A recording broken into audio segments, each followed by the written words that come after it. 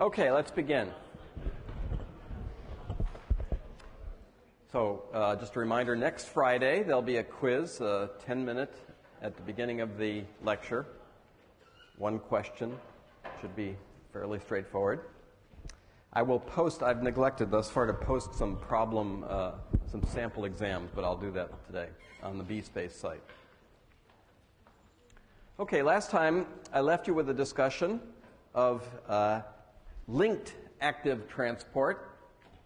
The specific example that I gave was of the active transport of glucose through a facilitated carrier, the glucose channel, a channel that without any other intervention would facilitate the transport of glucose and equilibrate it, the same concentration inside and out, but it can be driven to take glucose up against its concentration gradient through the intervention of the sodium gradient, which, as we discussed last time, is created by the sodium-potassium ATPase. So, to remind you, the channel is constructed so as to permit the import of one sodium cation and one glucose molecule, sodium flowing down its concentration gradient, and glucose flowing up its concentration gradient, where the difference in the magnitude of the two gradients permits glucose to be taken up against its concentration gradient, but not nearly to the degree of, to the size of the magnitude of the sodium gradient. So as sodium gradient, if the sodium gradient declined, so for instance, if you added an inhibitor of the sodium-potassium ATPase, the sodium gradient would slowly decline, and the amount of glucose that could be concentrated would slowly decline. And bear that in mind, because we're going to use that idea in just a few minutes to discuss the application of a medicine that was used in the 19th century to treat heart attack victims. All right, so that's the general category of transport called symport. I'll have another example of that in a few minutes. Oops.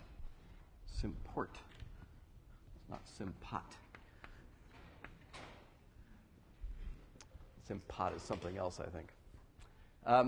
There is an opposing mechanism of transport, which seems kind of counterintuitive, but it works just as well, and that is where the sodium gradient is exploited to expel something from the cell. That's called antiport. So let me give you two examples of antiporters. One that we'll use in a moment for this application that I mentioned is called the calcium-sodium antiporter. 3 sodium ions are taken into the cell through this antiporter for every divalent calcium cation that's expelled. And this antiporter is used by cells to try to lower the intracellular calcium concentration. It's a very important function because calcium rises and falls with metabolic regulation, a very rapid flux up and down, and the cell is always trying to maintain the intracellular calcium concentration in a resting state below the micromolar level. 100 nanomolar calcium is not unusual for a resting cell. And one of the ways that it gets rid of calcium is by expelling it through this antiporter. So you can drive sodium into the cell, down its concentration gradient, and that provides enough energy to expel calcium. Now, of course, the magnitude of the calcium gradient is really very small. It's, as I said, even when a cell is activated, it only achieves, let's say, micromolar, so it's expelling it out of the cell into maybe no more than a few micromolar outside of the cell. So again, the magnitude of the sodium gradient greatly exceeds the magnitude of the calcium gradient. So it can do work in that sense. Another antiporter, different channel, is the sodium proton antiporter. And this is a channel, another facilitated carrier in cells that the cells use to make the cytoplasm more neutral. In metabolic processes that tend to generate protons, the cell wants to maintain its pH neutrality, so it's constantly spitting out protons by, again, exploiting the sodium gradient. One sodium in for every proton out. Okay, so these are very important channels. They are all members of a facilitated carrier. So without the sodium gradient, everything would come to a halt. It would just be merely equilibrating back and forth. Okay, now let me tell you about an interesting story about an application of a variant on wabane. Remember, we talked about this venom toxin, wabane. There's a plant called foxglove that makes another kind of cardiac glycoside. It's called digitalis. It's also toxic. Maybe not quite as toxic as wabane, but it has the same mechanism of action. It binds on the external surface of the alpha subunit of the sodium-potassium ATPase and blocks the hydrolysis of the aspartyl phosphate intermediate on the other side of the membrane. So it can effectively poison the ATPase.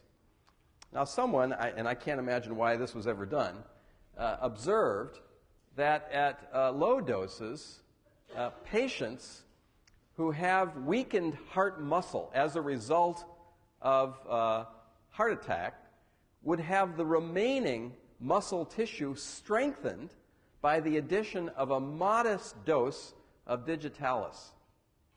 Now, go figure. Why would anybody do such a test? But there is and it works, although the dose has to be titrated very carefully with each patient. And given what I just told you in the last few minutes, we can explain how this works. So here's what happens. At a low dose of digitalis, the magnitude of the sodium gradient is diminished, just slightly. Not enough, apparently, to be toxic, at least in the right dose with the right individual, but enough, it's reduced enough to reduce the ability of the calcium-sodium antiporter to expel calcium from muscle tissue, particularly from cardiac muscle tissue. So what happens is that in the presence of a low dose of digitalis, the intracellular concentration of calcium rises somewhat, and that in turn triggers muscle contraction, or makes it easier for the remaining healthy tissue in a heart attack victim to undergo muscle contraction. What calcium does in that context is it binds to a protein. You'll hear about this later on when David Drubin talks about muscle contraction, cytoskeleton. There's a calcium binding protein in muscle cells called troponin tropomyosin, which lines the actin filaments in a sliding muscle tissue. So the way muscle contracts is actin filaments align and move across one another through the action of a motor protein called myosin that literally walks filaments across each other, and that's how muscles contract. You'll hear more about that. That's regulated, that action, that sliding action, is regulated by a calcium binding protein, troponin tropomyosin, and in the absence of calcium in the resting state, that binding of troponin tropomyosin on actin prevents filaments from sliding past one another, so there's no contraction. Muscle contraction is stimulated by the discharge of calcium into the cytoplasm of a muscle cell, which binds troponin tropomyosin, which then causes the protein to fall off the actin filament, thus permitting filaments to slide past one another under the direction of this myosin motor protein. So in this situation, when calcium levels rise just a bit, that level is closer to the threshold concentration of calcium needed to liberate troponin tropomyosin to permit muscle contraction. So the logic is that in a heart attack victim, you want to power up the remaining heart muscle tissue to permit it to pump to make up for damaged tissue. And this strategy apparently works. Calcium levels are just a bit higher, enough to permit the next increment to be achieved to allow muscle contraction. Amazing that it works. Now, of course, this has long since been discarded as a medicine because it obviously has possibly toxic complications. It has to, and individuals are more or less sensitive to the drug. And instead, now there are more sophisticated agents that block the channels like this calcium channel and keep the intracellular concentration of calcium higher without interfering with the sodium gradient at all. Because you can imagine that if you're interfering with the sodium gradient, you're not only blocking this guy, but you're blocking everything else that depends on the sodium gradient. So, any questions on that, the logic of that action of digitalis? Anybody ever heard of digitalis? Yeah? Have you had some yourself? No. Not advisable. Okay. All right. So now that's just a sort of a nickel tour through various animal transport channels. But let's talk for the next 20 minutes or so about the much better understood channels in bacteria, particularly in E. coli, where it's been possible to do genetic and biochemical analysis on, and I'll use three different examples that illustrate different principles of transport in bacteria, all active transport. The first comes with a discussion of the envelope structure of E. coli. I've alluded to this a little bit in my first lecture, comparing the envelope of mitochondria to the envelope of E. coli, but for those of you who haven't heard about this before, here is a cartoon depiction of an E. coli cell. There's an outer membrane. I told you the outer membrane has these pores in it from porrin. I haven't drawn them here. There's an inner membrane, which is the really more serious permeability barrier in bacteria. The existence of the pores in the outer membrane, which are not selective at all, means that a small molecule like an amino acid or a sugar can diffuse from outside the cell into the space between the outer and inner membrane. That space is called the periplasm. And it has a unique composition. Although small molecules can diffuse back and forth, some of the small molecules, particularly the desirable ones, are trapped in the periplasm by binding to stereoselective and chemically selective binding proteins. And the example that I'll give you is of a protein called the J protein in the periplasm of E. coli that has a specific affinity for histidine. So when histidine happens to be in the growth medium, it will diffuse through porrin, and it will achieve at least some concentration in the periplasm by binding to J protein, which is fairly concentrated. So this periplasmic space is rich in proteins that were made inside the E. coli cell and then secreted through the inner membrane and trapped between the two membranes in the periplasm. The J protein then is one such example. So when histidine floats by, it goes in through the pore, and then it is trapped by being bound to J protein. But that isn't by itself enough to deliver histidine into the cytoplasm, which is where it would be needed for protein synthesis. So what the J protein does, is it binds histidine and then delivers its histidine cargo by binding to a complex of three integral membrane proteins in the inner membrane, referred to as the P, Q, and M complex. The P protein, which is the business end of this membrane channel, is one of the members of the ABC family of ATP binding proteins, the third category that I told you last time that comprises the active transport, the majority of active transporters. So ABC, ATP binding cassette. So this is a rather complex delivery mechanism. Now, I want to tell you about one experiment that allows one to classify transporters of this sort, distinct from other kinds of transporters, two others that I'll discuss.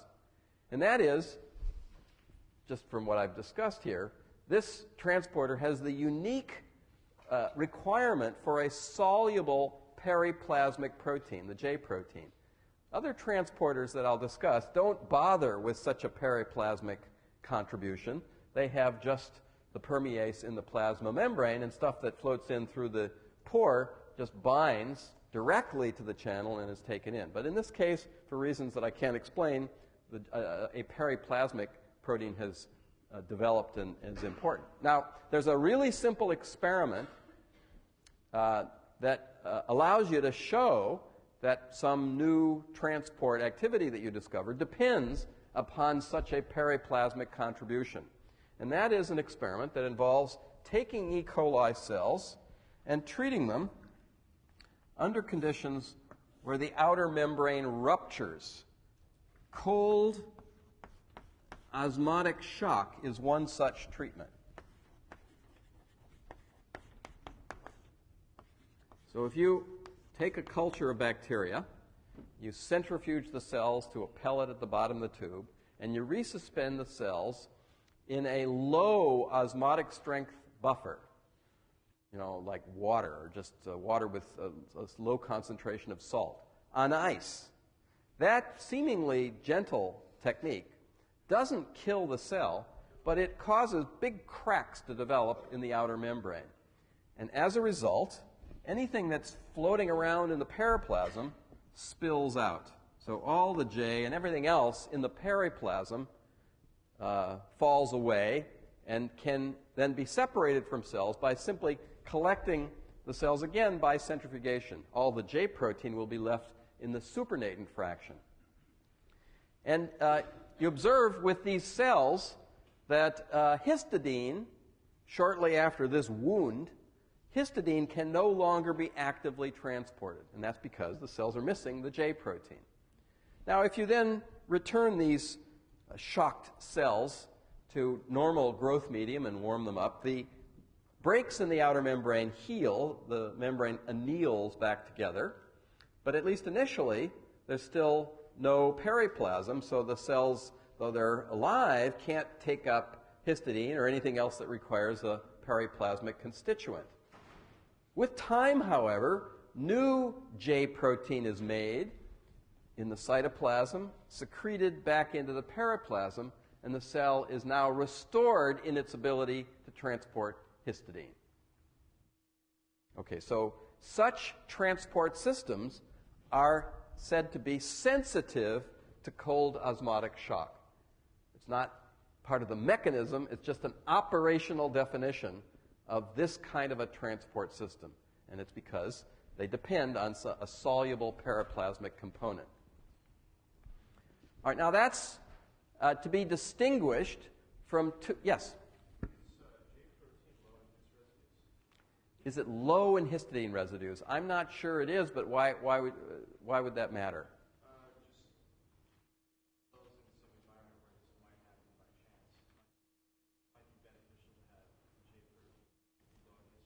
Uh-huh. Yeah. Yeah. One could easily answer that question with just looking up the amino acid composition of the His-J protein. The fraction of histidine devoted to any particular protein, like the J protein, in a cell is going to be really tiny. But that's an interesting point. I hadn't thought of that. Okay. All right, so that's one system. Now I'm going to tell you about two other systems, transport systems, that don't rely on a periplasmic protein. And so when these cells are subjected to cold osmotic shock, the two transport pathways that I'll describe are perfectly happy. In fact, one of them, I'm sure you've heard about before, a very well-known membrane protein called the lactose permease is very much simpler than the His transport process because it relies on one single integral membrane protein called, after its genetic designation, the LAC-Y protein. How many of you have heard about the lactose operon and recall the LAC-Y gene? It's the second gene in the operon. It's coordinately expressed on a polycistronic message with beta-galactosidase. And it's induced when cells are grown on a sugar, well, like lactose or synthetic versions of lactose that de-repress the LAC repressor and permit transcription of the LAC operon. The LAC-Y protein is a small, very hydrophobic membrane protein that snakes through the bilayer many times, and it not only resists the action of this cold osmotic shock, but if you take cells and you treat them, so you take intact cells and you treat them under conditions where the outer membrane is not only broken but peeled away completely, and this is by treating the cells with an enzyme called lysozyme. Lysozyme is an enzyme that breaks another layer that I haven't mentioned yet, but you may have heard of, that is a kind of a chain link fence protein carbohydrate structure between the outer and inner membrane called the peptidoglycan. So lysozyme breaks a barrier in the periplasm called the peptidoglycan.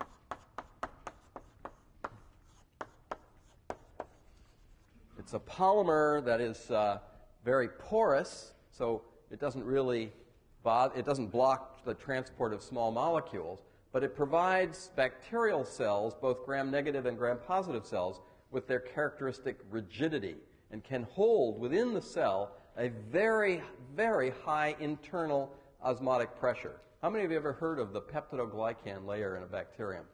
Some of you, many of you. Okay, so it's a very important structure that distinguishes bacteria from eukaryotes. It is the target of the action of penicillin-like antibiotics. The enzymes in the cytoplasmic membrane of E. coli that make this peptidoglycan are inhibited by penicillin, and when a bacterial cell that's sensitive to the drug is exposed to penicillin, the peptidoglycan doesn't form cross-links, so it becomes much more fragile. And because the bacterium has enormously high internal osmotic pressure, as soon as these cross-links in the peptidoglycan fail to be made, the bacterium literally explodes. So if you've ever had a tooth infection and you've gone on ampicillin or amoxicillin or something, and you very often find within a few hours the pain goes away, just imagine